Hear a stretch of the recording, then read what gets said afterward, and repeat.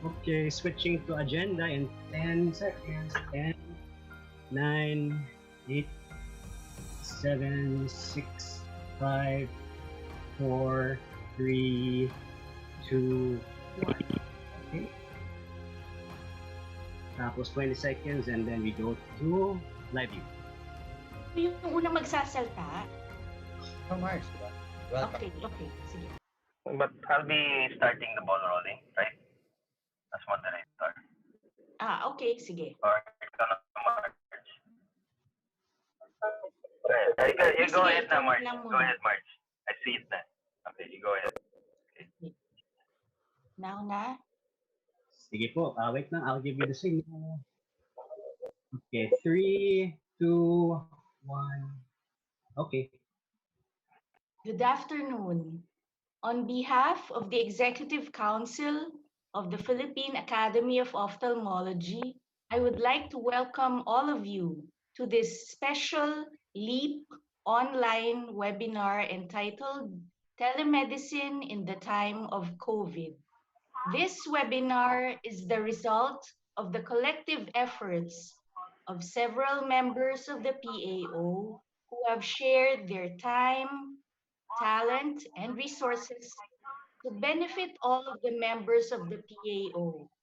And they include Dr. Awet Roque, Dr. Junie Pangalangan, Dr. June Juliano, the PAO CCEO Publicity Committee, the PAO Ad hoc Committee on COVID Matters, and many others. During this challenging time, I wish you all your physical, emotional, and mental well-being. And let us continue to pray for all those who need our prayers. Thank you very much.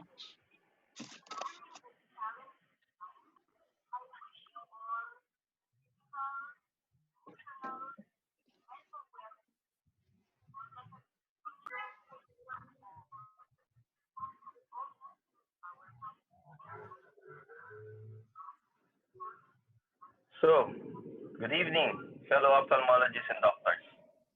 Welcome to tonight's virtual meeting. It is my honor and pleasure to be the moderator during this event and to host this event. Let me first share the blessing of good health and safety to everyone.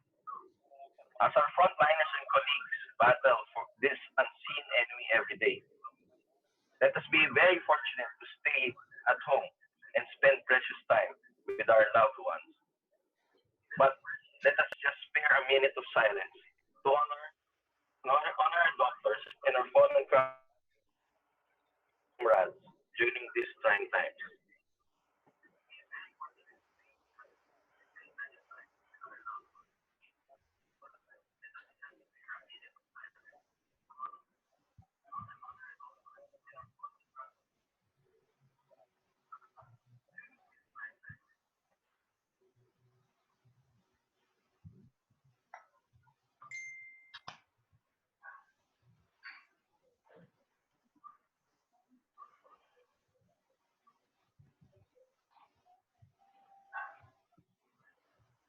Thank you, everyone, for that.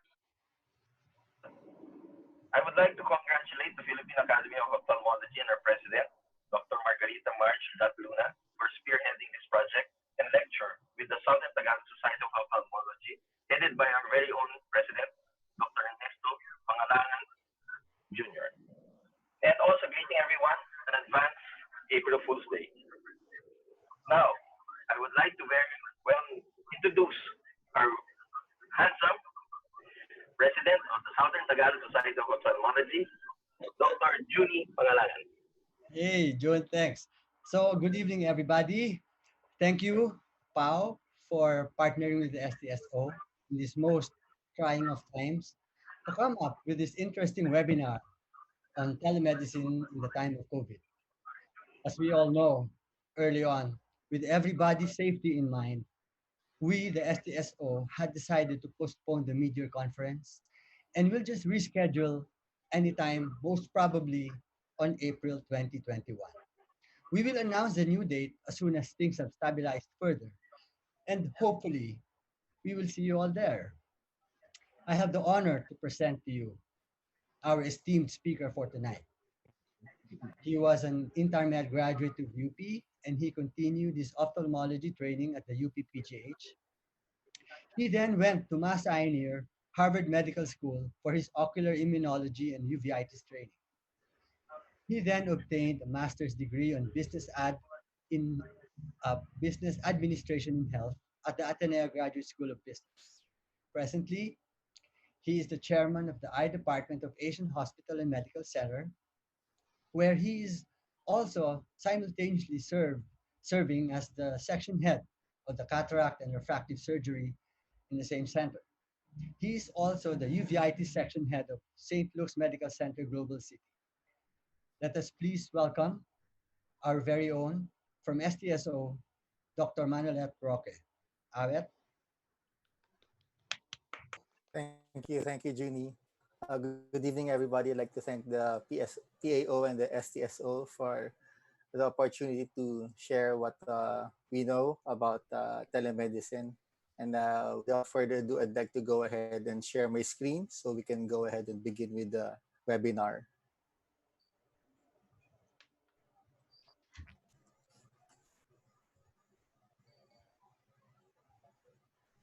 Okay, so tonight I'll be discussing telemedicine in the time of COVID-19, available and accessible options for the Filipino ophthalmologist or the Filipino IMD. We are doing so without any financial interest. Unfortunately, I don't have anything to do with any of these products that I'll be discussing in front of everyone. This is a result of the ad hoc committee to respond to the impact of COVID-19's mandate to present information that would help the members of the PAO during this time of COVID-19.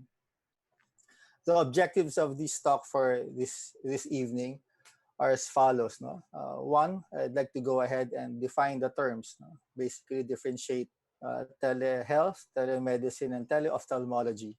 And in so doing, I'll be proceeding with presenting acquisitions for everyone. So at the end of the talk, everyone would be able to understand which hardware and software is necessary in the journey towards telemedicine. I plan to discuss solutions, no? And with all the available hardware and software that I've presented, we'll be recommending ways in utilizing each and every one of them. And then finally, the objective is to be able to make this applicable to our own individual practices for the benefit of our Filipino Filipinos in the country.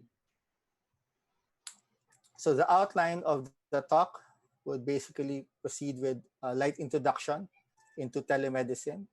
And I will be proceeding with discussing the benefits of telemedicine for our practice at this time. And in so doing, I'll be also discussing all the disadvantages of this particular platform. I'll then proceed over to the requirements. This would be the hardware, the software, and all the other peripherals that would be necessary to have a successful telemedicine practice or platform. And then finally, the solutions, no, in utilizing all of these things. We're not here, no, if it were not for COVID-19, but about by SARS-CoV-2. No?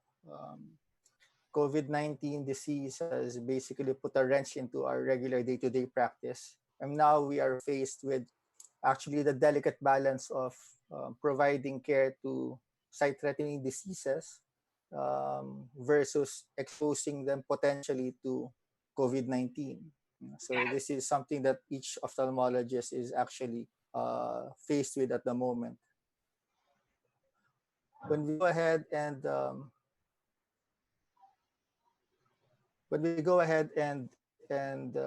proceed with telemedicine, we need to be guided by the following principles.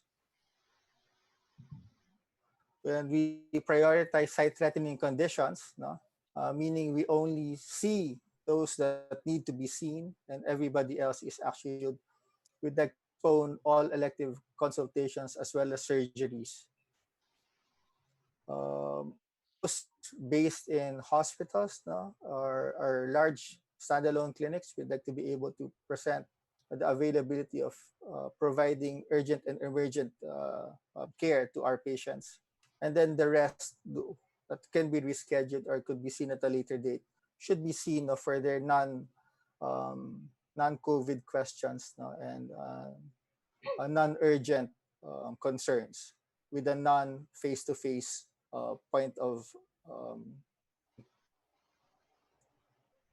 So telehealth basically utilizes information, communication, technology, and we've actually been using a lot of this ever in the past. No, we're all aware that we've been receiving phone calls from our patients, no, been replying to text messages, and even answering emails, no, even prior to COVID-19.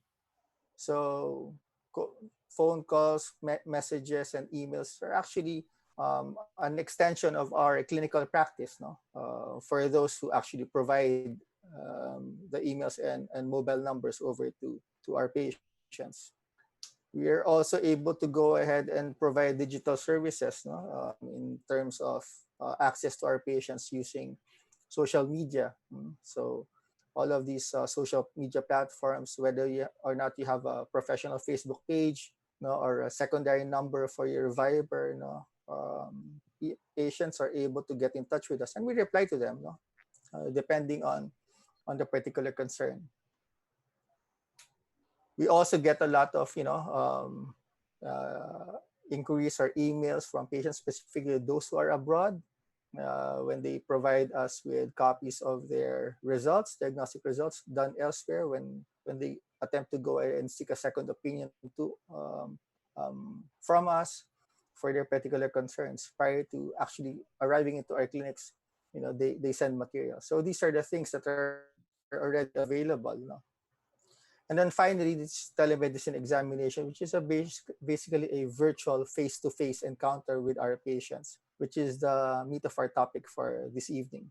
So telehealth primarily not only entails doctor-patient communication, but may also be done through hospital with other hospitals or with institutions to people around the world, or around the country. So webinar would be a form of telehealth, wherein there's a point of reference for everybody to go ahead and observe and participate in a particular scientific discussion. Um, tele Telehealth would also be actually in practice already in the country through the National Telehealth Institute, wherein there are barangay health centers with RX box being made available to barangay health workers, and it is being sent over to a centralized point of assessment. For teleophthalmology, which is basically a sub section of telemedicine, it really entails special gadgets, no? Basically diagnostic imaging machines that would allow one to have a virtual examination of an individual without the benefit of slit lamp technology. For ophthalmologists, the slit lamp is really the number one stumbling block, no, with respect to providing appropriate and adequate uh, virtual consultations. So we go around this with basically flashlights or high resolution smartphones, no, enlarged digitally. But if they have access to areas with eye centers or hospitals with diagnostic imaging equipment, then this is uh, all all towards the success of teleophthalmology. Our discussion today will not deal with teleophthalmology in that respect. We will not be including any discussions with respect to diagnostic imaging equipment. It'll be everything that is currently available to us in our own individual places of residence. So the WHO basically describes telemedicine as providing healing from a distance. No? You're not face to face, and you provide point of care using available telecommunication and information technology by virtue of digital imaging providing video consultations and remote medical diagnosis or triage. This becomes a more accessible and cost-effective healthcare provision, no, for doctors to our patients. As ophthalmologists, the use of secure video and audio connections allows us to do the following. One, stay true to the enhanced community quarantine mandated by the government at this point of in time of COVID-19, and perform pre-consultation assessments and triage to patients who are able to get in touch with us. No? We're able to go ahead and screen them initially and determine whether or not they need to just stay at home and do home quarantine, or go out and seek urgent care in our hospitals, no, that still provide urgent and emergent care clinics at this point in time. We're able to go ahead and manage non-urgent cases, no, like conjunctivitis, for instance, no, is something that we really don't need to see at this point. It's primarily viral, and they can, stay at home, provided that they do not come up with any symptoms related to COVID-19. Telemedicine also allows us to monitor and follow up patients that we've actually seen in the past. These are for established patients. Now we already have them in our patient registry. For those patients that we've already done interventions with, and we're just monitoring the success or the progression of the current disease with our initial plan of treatment. In so doing, we're able to manage what limited resources we have. No? When we talk about limited resources, it's basically manpower. No? Our staff are all following enhanced community quarantine. There's no way for them to come out as well, especially if they're not a designated individual to go out of their house, no, based on the barangay quarantines. And, it to also limit their potential exposure, because they are, after all, under our care. It also allows us to manage the limited resources with respect to PPEs. No? We understand that the PPEs are not as ubiquitous as we would have wanted. There's a limited supply, and we'd rather leave them over to the frontliners, no, in the emergency departments, intensive care units, urgent and emergent operating room complexes, and COVID floors. And everybody else, should stay at home and prevent potential creation of droplet or any forms of transfer. Telemedicine also allows us to practice social distancing. And by social distancing, I don't really mean not talking to one another. It's more about physical distancing. So if we're already able to identify those patients who need urgent or emergent eye care, then we are able to schedule them appropriately and maybe see them 15 or 30 minutes apart, instead of having them all waiting together at the waiting room. So we're able to go ahead and assist in that sense, no? Because we have everybody scheduled. And in so doing, because of all of these things, we're able to decrease the load of the emergency department, because people who would ordinarily not have any other point of consultation would stop from proceeding to the emergency department and be able to go ahead and access us virtually. So people who go to the emergency department are those who really need urgent and emergent care, and you provide safety for a possible transmission for others who don't need urgent and emergent care. And finally, provide a reasonable revenue stream for those who wish to take care or utilize the payment gateways available to everybody. We all understand that basically for a month now, people have had no regular revenue stream, to speak of. Specifically, if you are an ophthalmologist, if you are an emergency physician, or you are a surgeon, or an internist, or a pediatrician, you may still have some form of stream because you admit patients and all of these things. But for us, ophthalmologists, is basically a practice of non-emergency cases. It's very limited, because less than 5% of everything that we actually do would be considered an emergency, and we'll come into that later. So what are the benefits? Let me just, okay. So the benefits for patients of telemedicine basically is we're able to go ahead and adhere to the quarantine or enhanced community quarantine. Even before COVID-19, if for patients who live very far away from hospitals or eye clinics, it would be very difficult for them to see an ophthalmologist. And with most ophthalmologists residing in the cities, or big urban centers, people who are outside would have difficulty seeking consultation. With telemedicine, not only are we able to address locality as an initial concern, but also address the current enhanced community quarantine. Social distancing or physical distancing is actually also something that is a positive for patients because they need not be waiting, in the clinic, with other potential carriers. The travel towards the hospital will also limit, their potential exposure or decrease their potential exposure because there's no travel needed. For those who have no means of transportation or are working from home at this point in time or do not have a nanny to take care of their children, but they need to go ahead and seek non-urgent concerns, for eye care, then they can resort to telemedicine. And finally, for the elderly, and we take care of a lot of old individuals or old patients, then whenever they need to go ahead and ask questions for care or eye care, then there's no need for them to be brought over to the hospitals.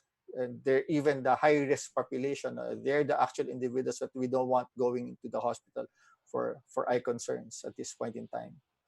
For physicians, I already mentioned why we're going to be using um, telemedicine, but in basically I just brought it down to four. It allows everything to be more efficient for ophthalmologists because we'll be able to schedule everything and record everything through our if you don't already have electronic records, then maybe now is the time for us to begin, something as simple as creating an Excel sheet or maybe pages, digitally to come up with notes that you'll be able to bring over into your own clinics when the time comes that everything normalizes. For healthcare professionals, also this provides privacy. If you use the proper telemedicine platform, then you did not give away your personal phone numbers. No, you did not give away um, areas that would identify your place of location of residence. No? You'll have some data privacy also with respect to the actual conversation with your individual patients. And then finally, you'll have a potential point of revenue, potential revenue. For the government, last Friday, they basically came out with an announcement basically stating that, telemedicine is something that they would like to go ahead and encourage. And in fact, they asked for all the providers, to actually give it for free with respect to COVID-19 related questions.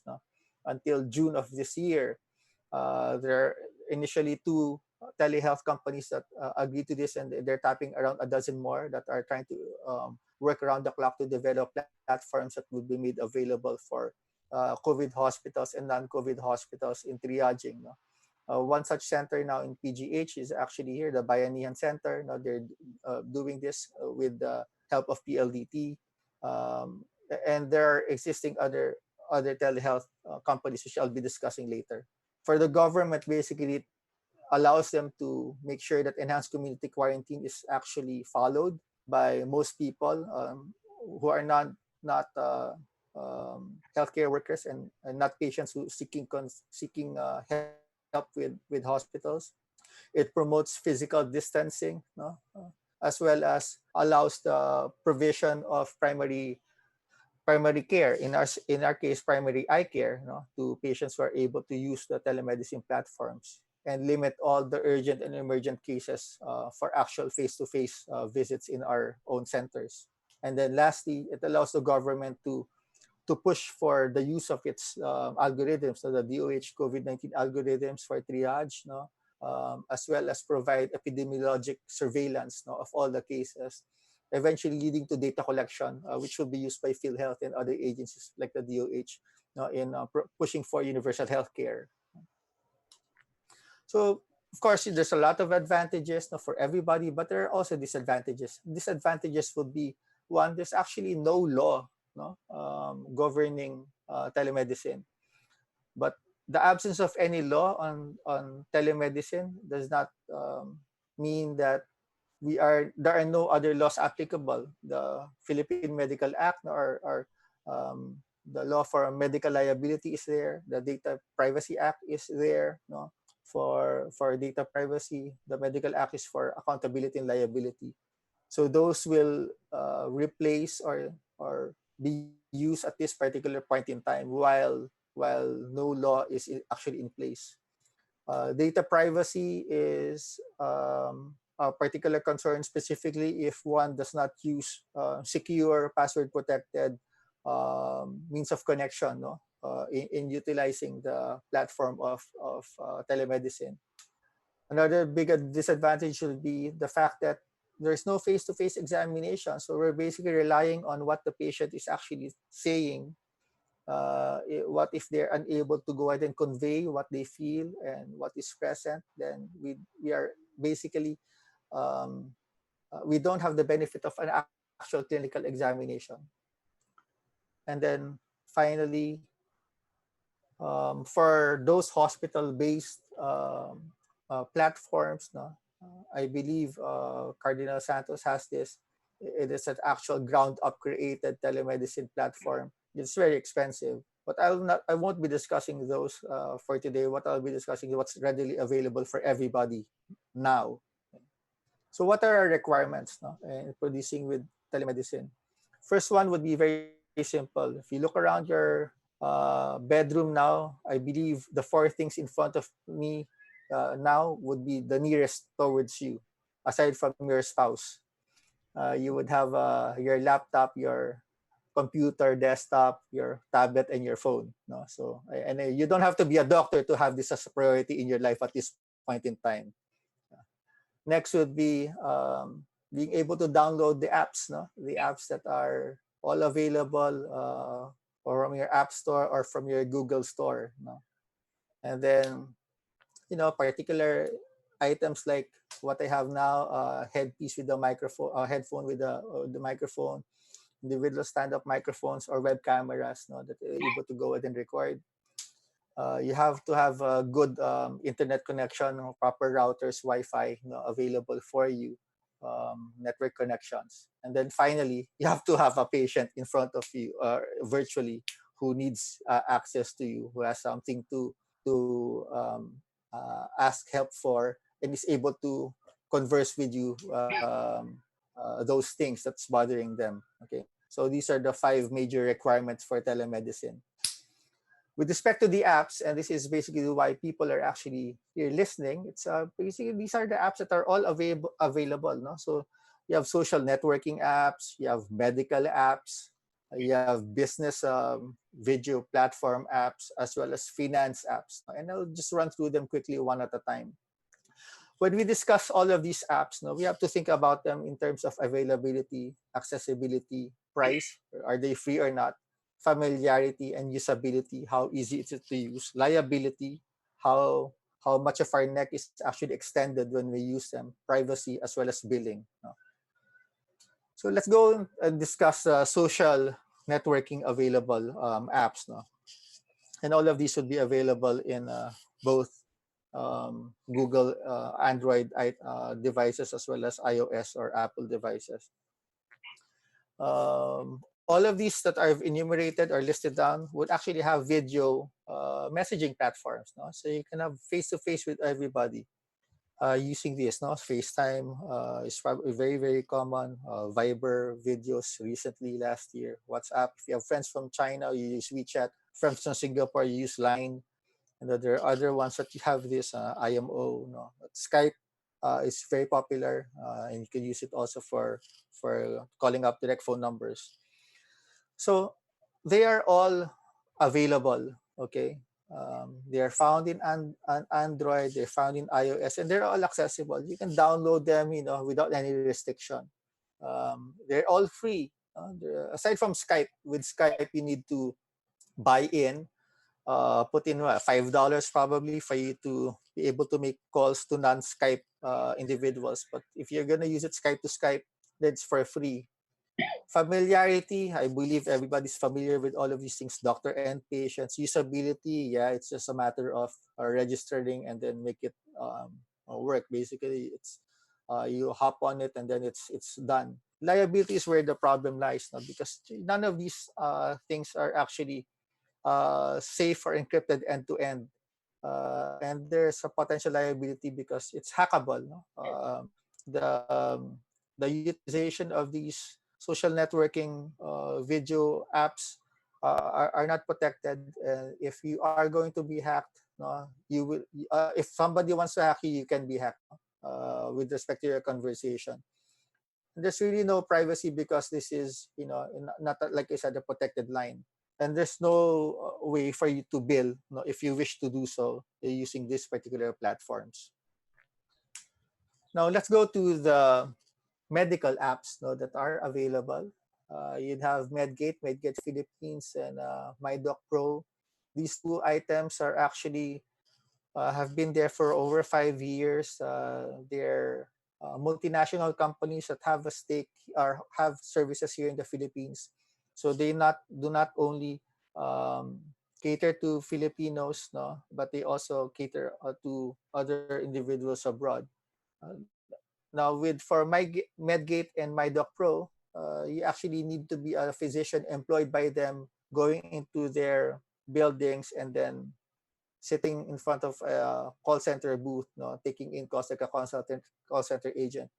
Consulta MD is like Medgate and MyDoc Pro. Consulta MD is by the Ayalas, no, they're using it for I believe Quali Med or the other clinics, no.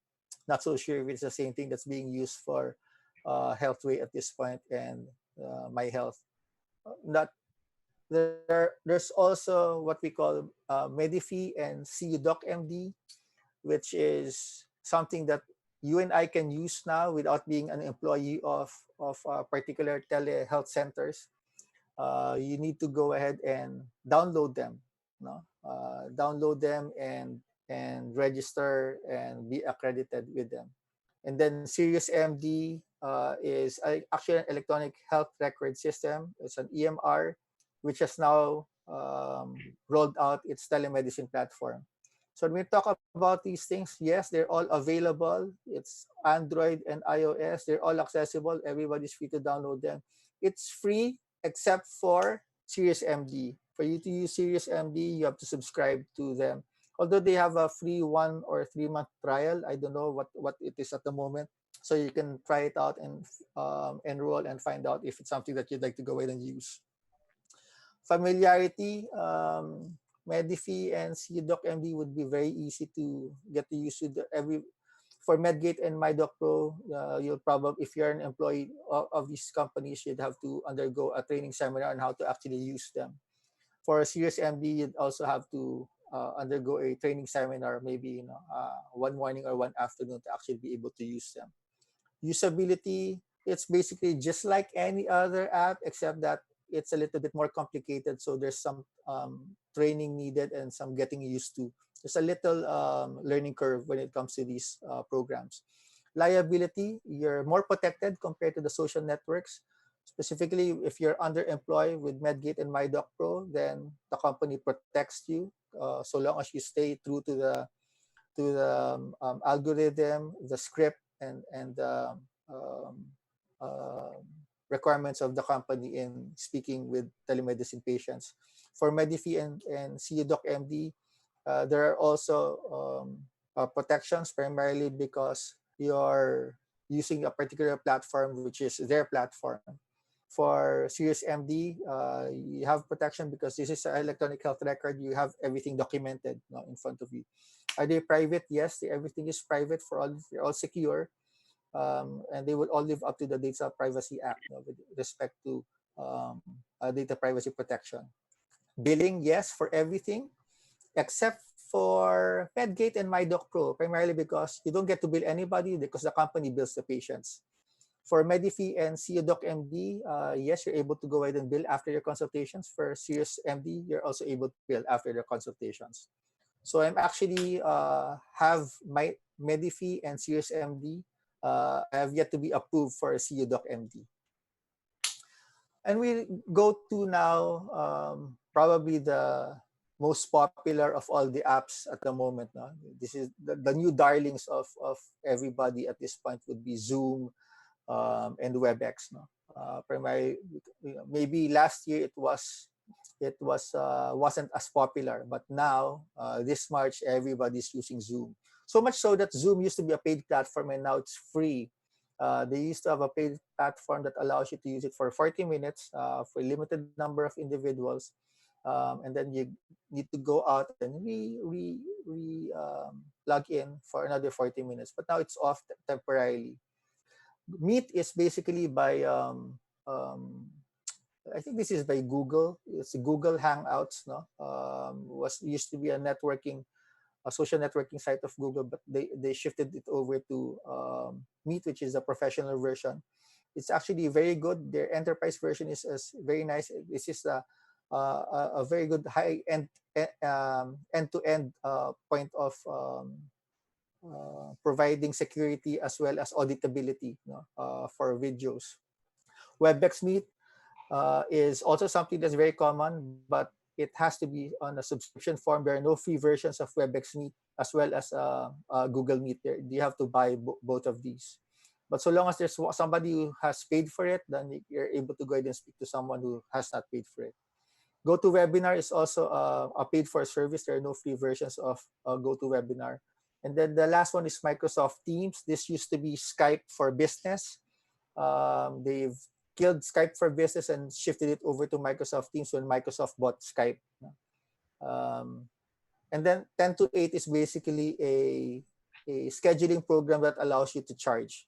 So in summary, are they all available? Yes. Are they all accessible? Yes. You can download them everywhere, Android and iOS. Are they free? Yes, except that if you want to be able to charge, you have to pay for the minimal subscription. No? Like for the subscription is the only way for you to be able to record. Subscription is the only way for you to be able to charge as well. Familiarity, yes, at this point in time, everybody's familiar. Even our friends who are not doctors actually use Zoom, no? And we see it in social media when they are having, digital reunions online. It's being posted everywhere, so they're using Zoom for these particular things. Usability, yes and no. The elderly would Some elderly would probably have a hard time, but their children will be able to take care of these things for them. Liability, yes, you are protected provided that you have everything recorded. If you use the free platforms, then you won't be able to record. But if you have the paid platforms, then you would be able to record the videos.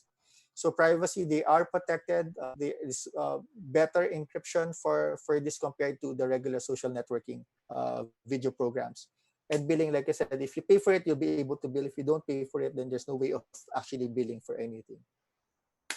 And then finally, the payment gateways. No, what are the payment gateways? No, we're all familiar with PayPal for the past, decade. We've been using PayPal.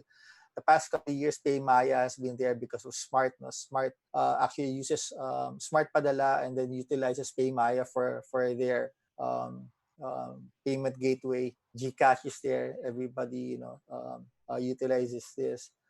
And of course, the banks now would have mobile payment platforms like BPI Security Bank and BDO payment platforms will be there among all the others that I have not enumerated. So are they available? Yes. Are they accessible? Yes. Are they free? Yes, except that for let's say for PayPal, if you use a PayPal, they get, I believe, 4%, depends on your volume, anywhere from 3.5 to 5% would be the transaction fee that they would be getting. For other banks, no, for bank to bank, there would be anywhere from 10 pesos to 50 pesos transaction fee, depending on what program you use. So there is a percentage cost per transaction, no, if you go ahead and use any of these payment platforms. Familiarity, yes, this is very simple. If you've been using apps like this, then there really won't be any problem. They're very user friendly. Liability is at a minimal. It's basically garbage in, garbage out. You type in what you want to receive, it gets paid and transferred over to you. You have no form of liability. This is all about money, so they really have everything covered for you. So it's basically the bank or the payment gateway that will take care of everything.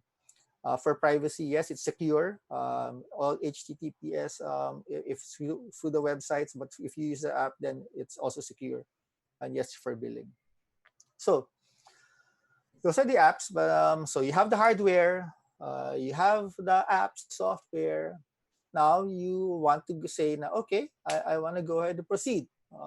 So this is a checklist. No, I've come up with things that you need to do to be able to start. Of course, first you'll be able to understand that your patient is able to communicate with you.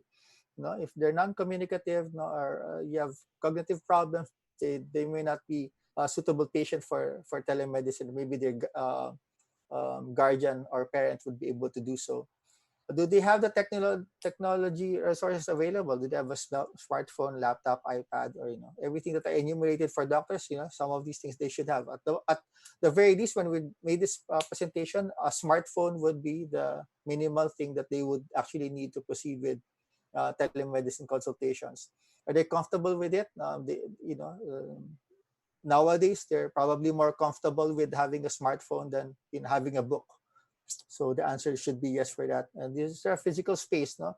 Are they able to go ahead and converse with you in an area that is not obstructed? If it's a child is seeking non-urgent care, do they have their parent or guardian there? If not, if they are children, they need consent, no, for this to happen. And it's safe for them. So same with physical space. So this is the checklist for patients, no? For the technology in itself, no, this is basically us in our own homes or our own offices. The platform that we use should be at least Data Privacy Act compliant, no. In the United States, HIPAA has been relaxed. HIPAA is the Health Insurance Portability and Accountability Act of 1996, I believe. HIPAA basically protects for the patient against for liability and data privacy. It is something that is basically used in all forms of telemedicine when handling telehealth. For the Philippines, there's no, like I said, there's no law for this, no. So, but we do have the BPA and the medical liability laws. So, I discussed earlier the different platforms and which one would be safer. When you begin to enter into telemedicine, I feel that you should consider DPA and the medical liabilities. So, do you have adequate internet connectivity? Internet connectivity, presence of Wi-Fi is not enough. It should be a good bandwidth, strong enough, and so that there are no dropouts, and the audio and the video quality is actually pretty good. Yesterday when we tested this, there were actually lags, and while people now are all in front of their screens watching Netflix, the bandwidth is all but gone. So it's gonna be a little bit harder. So find the time or set that clinic time to virtual clinic time to something wherein you don't expect a lot of people to be actually on. You provide instructions, no? You're able to teach your patient on how to actually use the telemedicine platform. Do you have actual infographics available? Is this if you don't, then you should run through them verbally on how they should be able to use this, no, properly. Probably send in an email prior to the actual virtual consult, so that everything becomes smooth when the time comes that their consultation is actually going to happen. And you cannot use public Wi-Fi or public internet primarily because it's hackable. And you want to be able to make this conversation with your patients as secure as possible. So remember to use safe Wi-Fi. And if you're using your laptops or your device, make sure you have updated antivirus or malware, specifically the patients also. No, so they do that. So setup. We go set it up. You have to have a private location. You don't want 20 people walking around, and listening to your conversation. Same with your patient. No? It has to be a well-lit room. You don't want a dark room wherein there are shadows. No, you don't want to be behind a window wherein you look like the mentor and everybody you're just a black shadow and everybody else, it's just a big white blur in the back. So you have to put the light in front of you. Camera should be eye level, so you're eye to eye. You're looking at each other, rather than the photos of you being down or being up. So you have to be eye to eye. After all, our patients want us to be eye to eye when we see them, no, in our own clinics. Okay, and the background, no, try to remove all your personal items. So you don't want to show them your laundry or your toys or whatever personal identifiers out there. So if you're unable to do that, use a background like what I'm doing now, no? The guise of me promoting PAO and STSO. Okay. So also, try to make sure that the video and audio quality. So test it. Go have a test run. Find out if there are no lags, no, if your conversation is going to be proper, no, and there's no streaming or buffering problems. And again, eye contact and speak clearly. No, I tend to speak very fast, so yes, I'll try to remember, but you should be able to go ahead and maintain eye contact. So the pre-session, and to me, this is the most important. No? You discuss the potential risks and benefits of the session. You let your patients know that, hey, this will not replace a face-to-face encounter with you. This is really something for non-urgent cases only. If we can reschedule, then we'll reschedule. But if you want me to speak with you at the moment and discuss your concerns, that we can go ahead and do so, and I'll determine whether or not you need to go to the emergency room or urgent eye care clinic, no, for this point.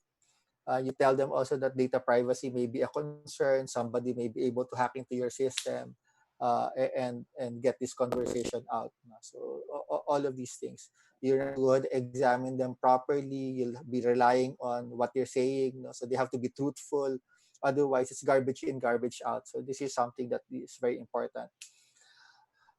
This is what I require really for everybody who would want to schedule an actual real telemedicine consult with me. I email them. So one, they have to be established patients. Two, they would have to have their email address with me. I'll be able to send over to them the informed consent, and they sign it. Specifically, all of the things that I just discussed earlier and more. No? This is for basically our protection as well as theirs. No? And when they want to discuss telemedicine with you, basically they would be able to access their email. If they're thinking of using this route, then they're able to go ahead and get PDF and sign it. They're techie enough to do that. Backup plan is, I need to know, like I said, phone numbers, their location, their address, their email. If they're in a hospital setting, which hospital are they at? Just in case the session, breaks down, the connection becomes cut off, I'll be able to call them back or get back to them, so that we could resume the actual virtual consultation, or do another session, or converse in another manner. And inform them that if they're going to utilize the two telemedicine provisions that I've laid out, then there will be billing concerns here. If that's agreeable to them, then you send it over to the billing section and they can pay prior to them actually consulting with you. And then if it's a child, no, who's taking care, who needs the visit, then make sure that you're aware of where the parent and the guardian is. Basically, the parent or the guardian should be visible in the screen area. And no other children or no other person who's not part of the actual consultation or care of your patient would be present. So this is very important, no? Okay, so this is a sample informed consent for telemedicine service. I place it here so that you can basically copy it and revise it according to your needs. This is a generic one. It's not mine, but I actually modified this to suit my purpose. So the website is there. You can download it freely. No? And then this is what I tell my patients, no, who if ever they talking to me through telemedicine, I make them go and download iHandbook. iHandbook has been present for like 10 years now. I think they're really earning a lot now through this. So basically, a group of 4 doctors of ophthalmology who came up with this, a long time ago. The app really looks bad. It's terrible, but it has everything that you need, and it's free. Um, so I tell my patients to download this, even if actually it's not a telemedicine consult in clinic. I tell them to download this if I need them to check their Amster grid or do color vision testing if they're on some medications. No? And I tell them to go ahead and check for their near vision chart if they're presbyopic. No? So they do this on their own. So, but if we're gonna do telemedicine, I feel these are the things that are important for them to download, so they can test for vision, color vision or near vision, color vision, and then central vision at a minimum. Tell them to get alcohol, Kleenex, no, and flashlight, no, because they'll be handing their eyelids, no, and they'll be flashing in the lights, no, in front of the video camera when I go ahead and try to examine, depending on what they actually want to happen. So there is some form of participation, no, a lot of participation that they have to agree to if they would want to proceed with to telemedicine virtual consultation. And at the beginning of the virtual consultation, I have to verify their identity once again. No? If they're established patients, which I would say 95% of my telemedicine patients I know already, so there's really no need to do that. I have them in front of the electronic health records and we're using the same platform. But like I said, you have to have updated location and phone numbers just in case it gets cut off. They have to stress to them the importance of privacy. I don't want other people appearing in the screen or somebody kissing them or hugging them or saying goodbye or a dog running. Same case for me. If I do this, I lock my door. I make sure everybody understands that I cannot be bothered while I'm inside that particular room. When I step out, then I go ahead and spend time with my family. All the participants should be in front of view of the camera front and center, like this is for children or for elderly or for those who don't have proper cognitive functions, to have a guardian that's needed, then they have to be present. I have to see them. I cannot not know who is in front of us. No?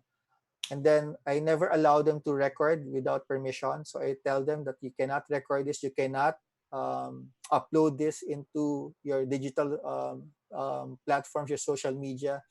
I tell them about the law against doing so. No? Um, and I also tell them that I will be recording the actual session, no, for their clinical records, because I'm attaching the actual virtual conversation or consultation via video attachment to the electronic health records. I turn off all my apps and notifications. So I make sure that before I do this, all the notifications are up. You don't want, sudden banner popping in saying that you're got a message from somebody there, and then you're, so all those who are who don't want surprises, please turn it all off. No? And then smile because you're on candid camera. Everybody sees you, and now here everybody sees us. So you have to be smiling. Remember your voice. Well, if you can't see you, if you smile, your voice speaks for itself. But for now, yes, I have to remember to smile. This is something that I have to slap myself regularly because I need to remember that.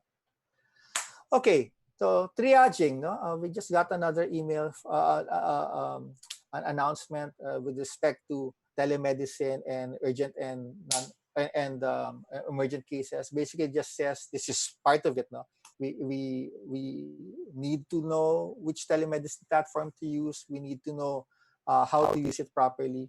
But I will not go and discuss all of these things. I'm just going to share this quickly because this has nothing to do with telemedicine. But for those people who want to engage in telemedicine, I'll just show you some guidelines from Morpheus. This is a version 2 already, specifying which patients you need to go ahead and reschedule or need to go ahead and see soon or see ASAP. No? So that's one page, second page for all the different subspecialties, and then third page. The website is there. You can download it for free. This is from the Royal College of Ophthalmologists. No? And then one more, and then from the AAO, this is the most recent one also. It's all downloadable. You see this moving around already about which are the urgent and emergent ophthalmic procedures. No? But we will not discuss them because that's not the gist of this topic. So take a look now at the solutions. No? We've discussed the hardware, we've discussed the software, and now I'm going to just guide you in how to actually use them, no, to your benefit. There's so many ways of using them. I'll give you some forms of actually how to use them. Unfortunately, like I said, I have no financial interest in any of these products.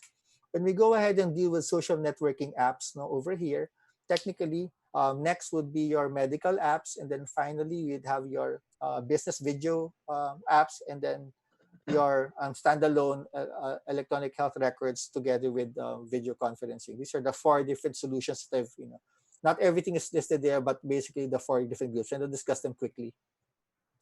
If you're gonna use the available social networking apps, you may or may not use them with payment gateways. So technically, you just download, register, and make it happen. You know. Next is you have your patient pay, using PayMaya, PayPal, or GCash, Smart Padala, or any payment gateway. Once they've paid, they'll send you, a photo of the payment slip, and then you can go ahead and actually schedule and consult. But more realistically, this is what's basically happening. You're download it, both of you, patient, contacts you, and the consultation is done. This is the reality. I would say 70% of my telemedicine consults are like this. Because so used to it, no, it's a cultural thing. But at least you're able to go ahead and help our own patients, no. So, but this is a viable thing. I have not used the payment gateway for the regular social networking apps when I use it for telemedicine. So Medifee and CUDoc, like I said, I'm part of, applied for both. I'm using Medifee and CUDoc. I have not been approved. They both check for your PRC validity. So you download, you register, and then you schedule through the app. How are you able to get patients here? They can direct patients over to you. Once you're part of their system, they will direct patients to you. You'll get an email or a reminder. If your computer is on, you'll get a notification, or you get the text message, no, depending on what it is that you activate. You can share your private room, so to speak, within the two apps, so that patients can contact you there when they go online through Medifee and CUDoc. They're able to go ahead and look for you directly and schedule a consultation with you. When you do your virtual consultation with them, then after the fact, you can go ahead and charge within their system. So there's no recourse, no. I mean, you don't need to direct patients on how to settle the bill, because the app will itself take care of it, no. Once the patient enters there, there's already a reminder there that they have to agree to settle the bill after the consultation. Okay. And then the third one, which is the most common now, Zoom, WebEx, Google Meets, no, with or without 10 to 8, which is a scheduling platform, using PayMaya, PayPal, or GCash. No, these are the things that are most popular nowadays. I have all of these. I use all of them as well, depending on who I'm in touch with, because some patients don't have all of them. So it depends on what's available. That's why I basically downloaded everything. So you download, you register, and then you after registration, you direct them over to the payment gateway. The payment gateway will be connected. For me, it's connected to my 10 to 8. So 10 to 8.com. Basically, once they try to get a schedule from you from there, they'll go ahead and settle the bill. After settling the bill, then you'll be able to go ahead and determine what the requested date is, and you'll be able to send all of your consenting process papers and questionnaires, no, before you actually provide the actual date that you've agreed upon.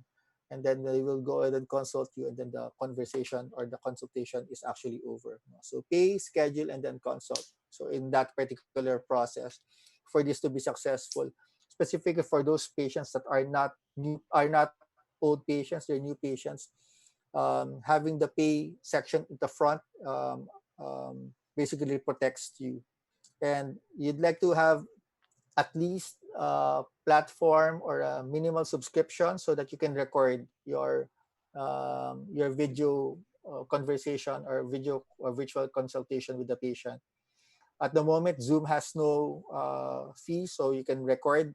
But once that free service disappears, you'll have to pay, for you to be able to record. Okay.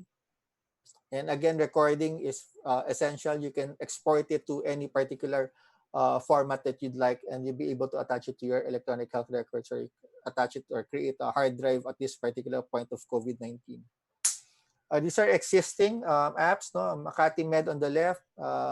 I don't need to ask permission. I have their name here listed anyway. So this is what they have. Cardinal Santos is way ahead of their time. They did their service even prior to COVID. So this is a uh, um, an e-consult that is ground up. So this is an enterprise edition. They had somebody make it. It took them probably a long time to make it. Um, at the moment, St. Luke's is using an enterprise edition of Google Meets, no, that you pay via Paymaya BDO or Gcash or PayPal. Asian Hospital is using an enterprise edition of Zoom, using BDO, PayPal, and Paymaya, and is looking forward into doing something like Cardinal Santos. But it takes around one month to 3 months for telehealth providers to create something ground up for hospitals. The idea is you would have something for your hospital, and this will be, in the hundreds of thousands to millions, depending on what particular program or safety that they would want within. But to get it up and running, utilizing what I said, Google Meets, Zoom, and WebEx is actually the way to go.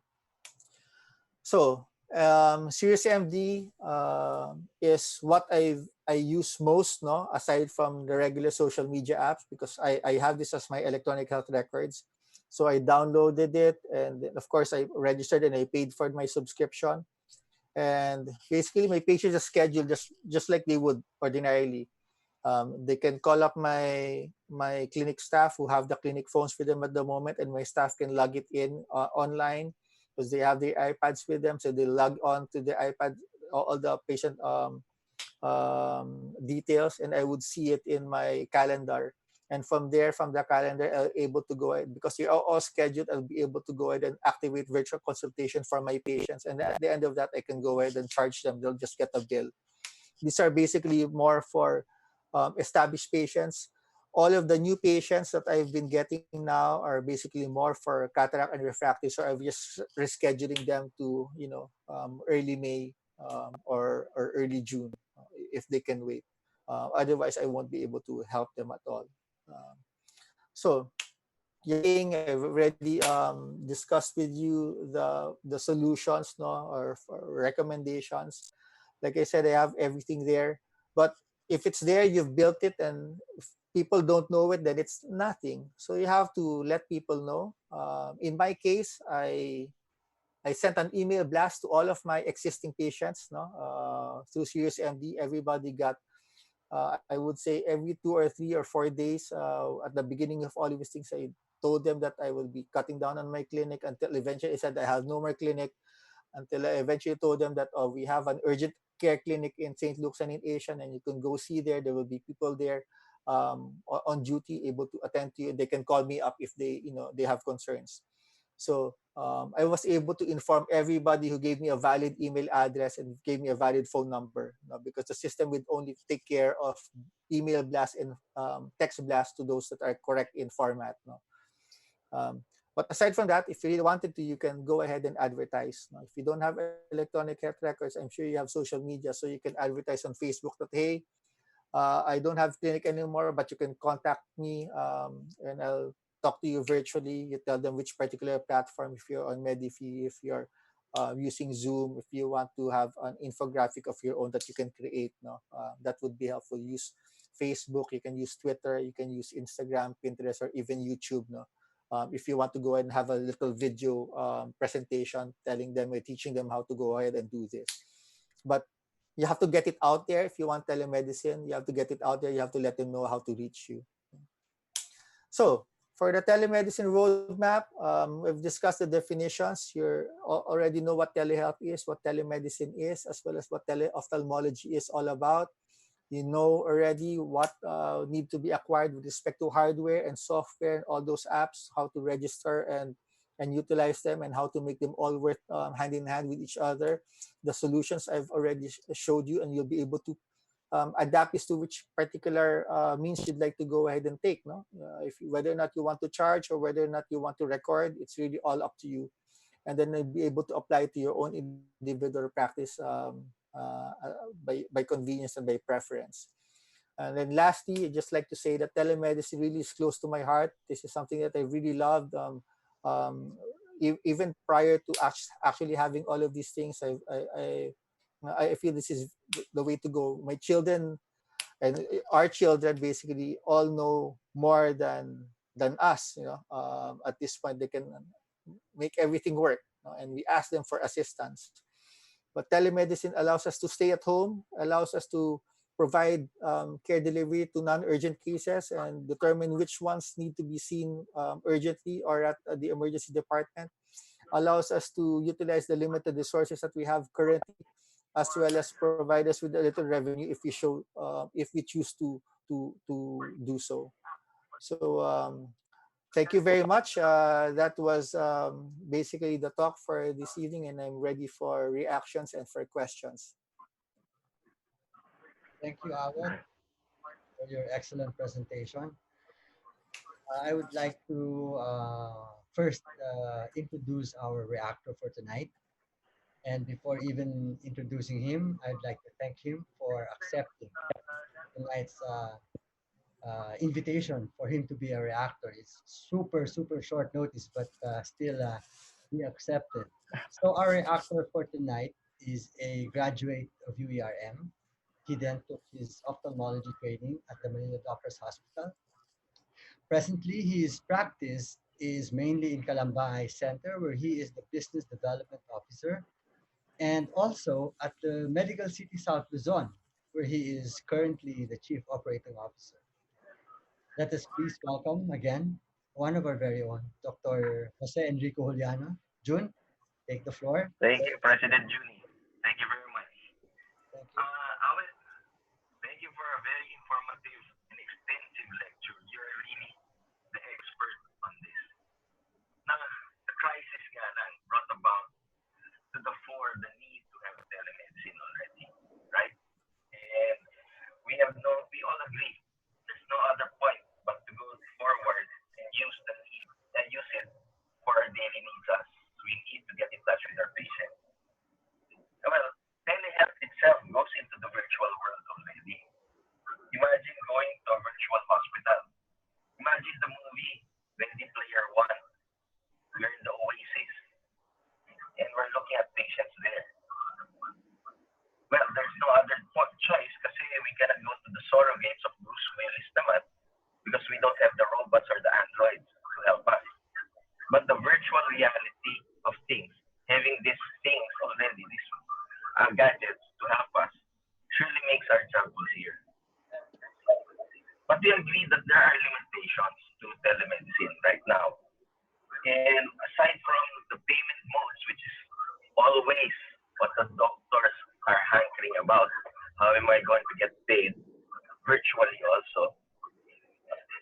Our internet speed and availability, as pointed out by Awet, is one important barrier to this telemedicine project. The buffering always of the signal.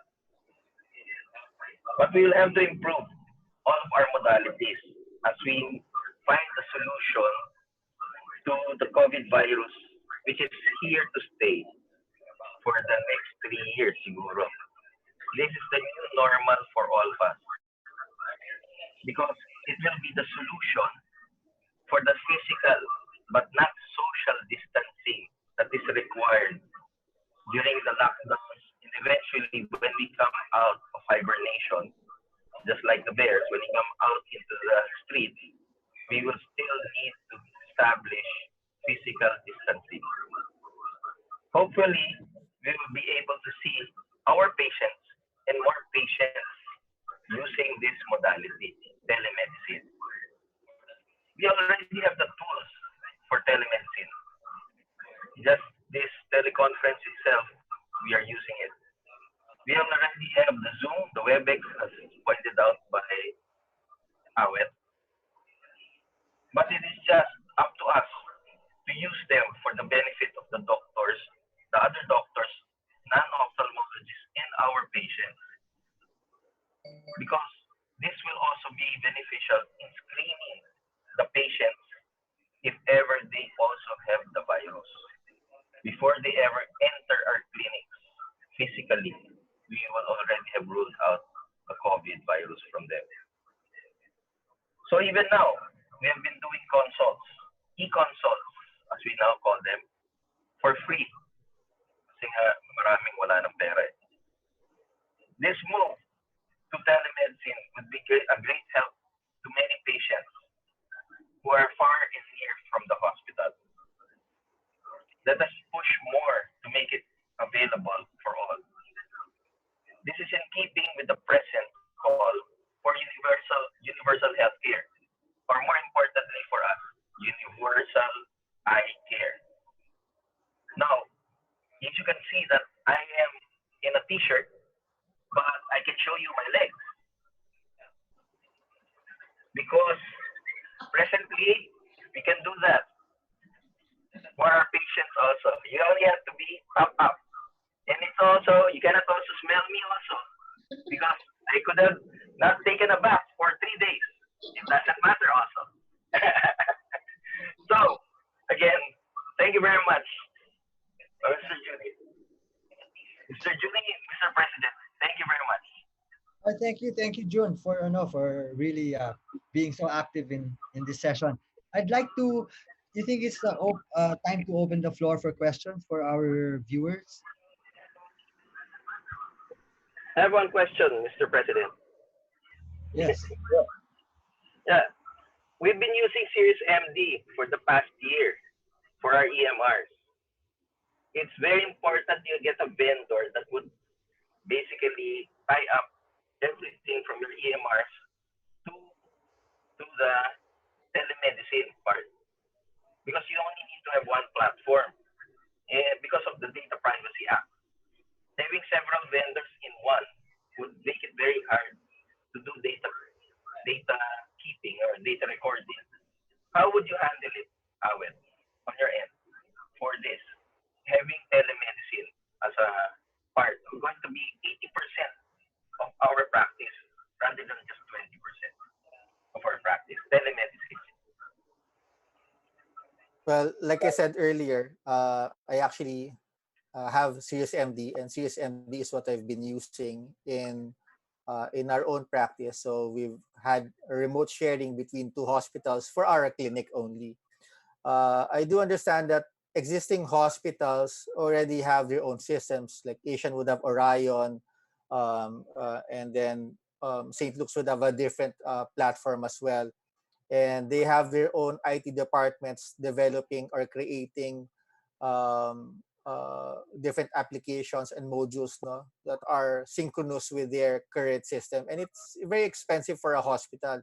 So I'm actually surprised that you're talking about Series MD for your hospital. If you're using it for the entire hospital now, that's amazing. I think you're probably a testament to how this particular electronic health record is actually able to adjust to the load, no, required of hospital management. So I know that Series MD is really more for health record keeping only. They just moved into the module for telemedicine recently.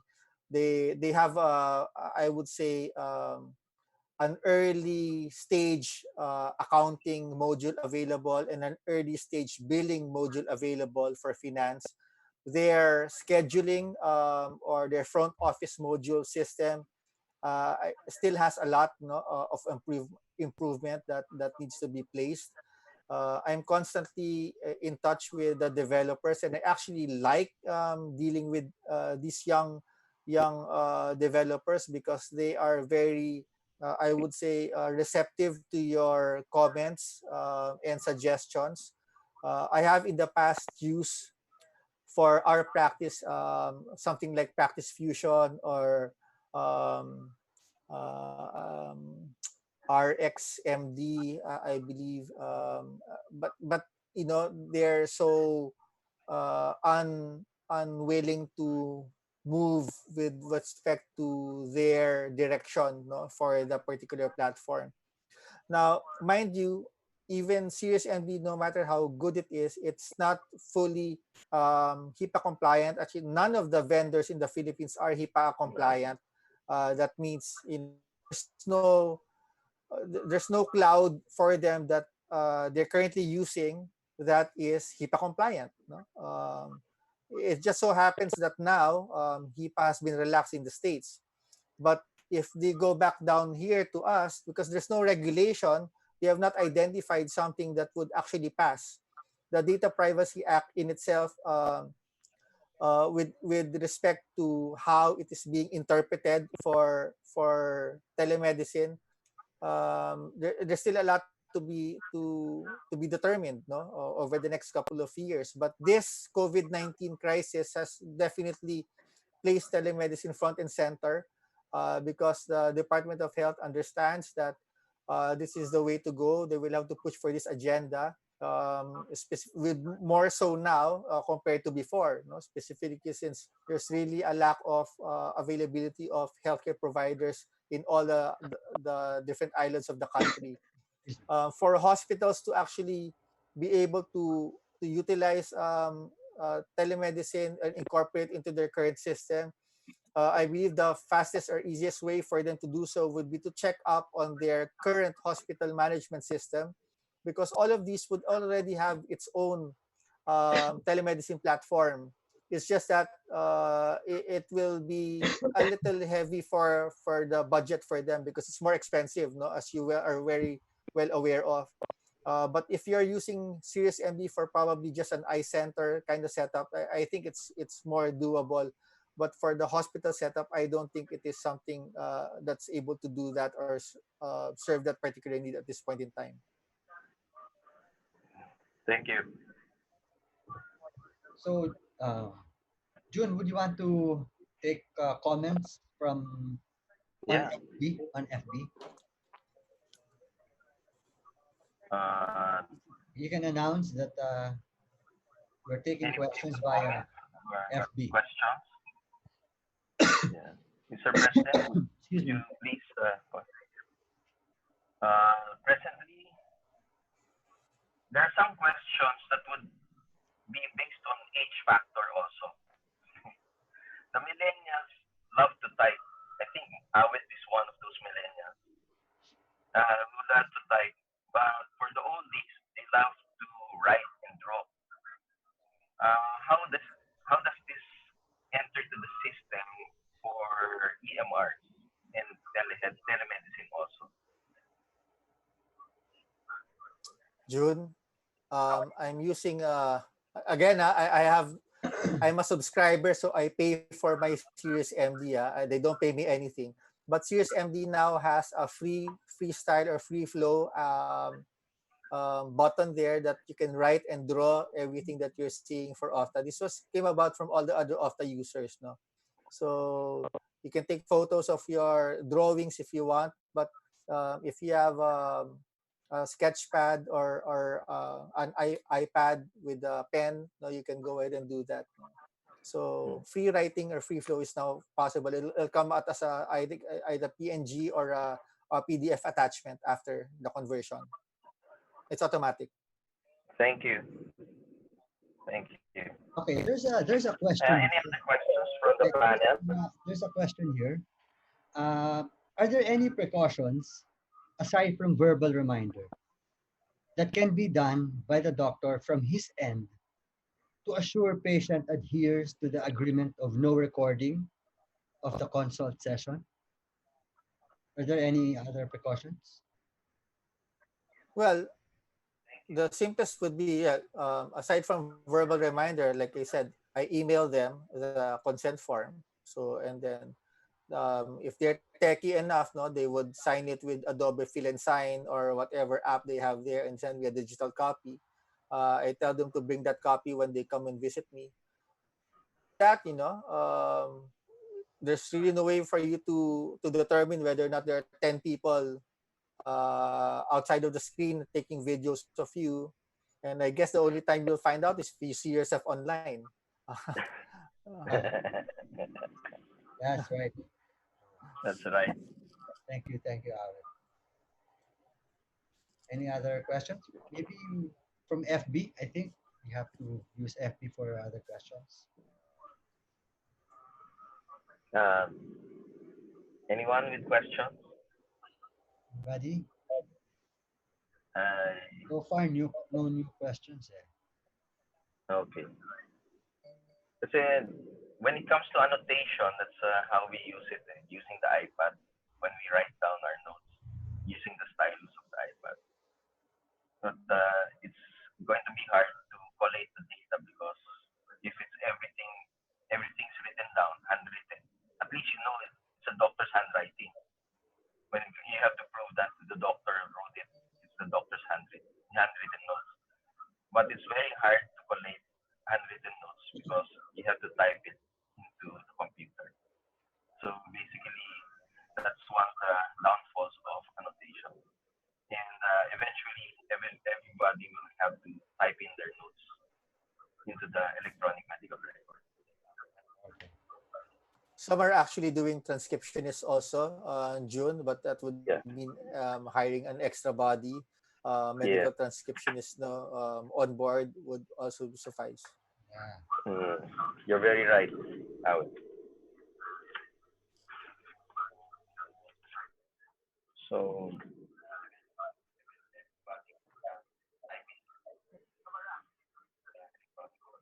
so Dr. Juni Yeah, I think and there no. Dr. Ramar. Yeah, I think there are no more questions from the floor. Marge, you think so? I think there are no more questions even in F1 FB. So, yep, Yeah, maybe we can move wrap for things up. closing remarks from our past president, Jen Banyo. Jen? So, yes, good evening, dear friends and colleagues. As you may already know, your academy has set up an ad hoc committee to address COVID related matters. The main objective of the committee is to address the needs of its members, the patients, and the public during this COVID pandemic. For PAO members, we aim to provide current and relevant information regarding the disease, its treatment and prevention, and how it relates to ophthalmologists. Through our Committee on Publication and Library, headed by Dr. Jubaida Aquino, and the Committee on Public Relation and Information, headed by Dr. Benjamin Abela, we have set up our PAO Community Viber group, which also will serve as our virtual bulletin board for council announcements and important resource materials that may be helpful for you. Second, we wish to provide clinical care guidelines during COVID pandemic, a list of urgent and emergent ophthalmic procedures, as well as recommendation on urgent and non-urgent care have been attached to a previous email from the Executive Council. Recommendations for practice management, how to safely run your practice, will likewise be provided through the collaboration of the Southern Tagalog Society of Ophthalmology, headed, of course, by Dr. Juni Pangalangan, and the CCEO, headed by Dr. Donna Santiago. We just had the LEAP on telemedicine, which will be very helpful during this trying times. We likewise would like to thank Dr. Awet Roque for this very comprehensive review of telemedicine. We will also be in touch with subspecialty presidents and chapter society presidents to identify their members and place of practice in case you need to refer your patients in need of urgent face to face consult. Our PR and publication committees will, with the help of our younger and talented colleagues, will likewise provide public awareness infographics. We are also upgrading our website with the current advisories and activities of PAO. If you have any urgent concern, you may reach me through my Viber account or by sending personal message to the PAO Secretariat through the PAO Community Viber group. There are, for those who are not yet members of the PAO Community Viber group, kindly email us or send Viber messages to me or to the Secretariat.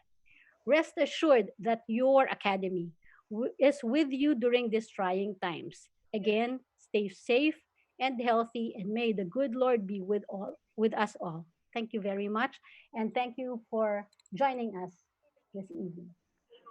Thank you. June, thank you. Thank you. Thank you, June. Thank Thank you you. very much. Thank you, everybody. Good And job, everybody. Awet. Excellent. to President Pangalangan Yes, sir.